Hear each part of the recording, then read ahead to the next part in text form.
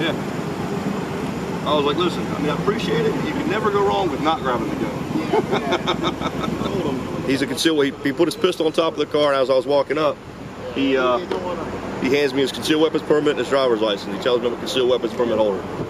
Great. I mean, I appreciate his interest in making sure that that he was not trying to harm anybody with the gun. You never go wrong with just keeping your hands where we can see him and telling us that you have a firearm. Here's a concealed weapons permit. That's the best route, in my opinion, rather than arming yourself essentially by grabbing the gun and raising it up and putting it out the window to putting it on top of the car. I mean, it's not necessarily a good idea. So, concealed weapons permit, driver's license check valid, the gun's negative, and we're good to go. We'll be out of here in just a second.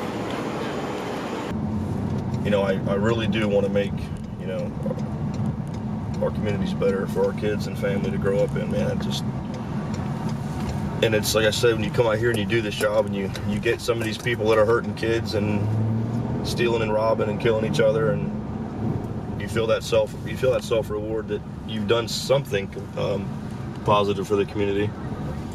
You know, whether it be overnight or whether it be, you know, for the rest of a person's life, you're changing somebody's life every day. You know, some appreciate it, some don't. Can't make everybody happy, but we're going to continue to do what we do in the best way that we can. That's it.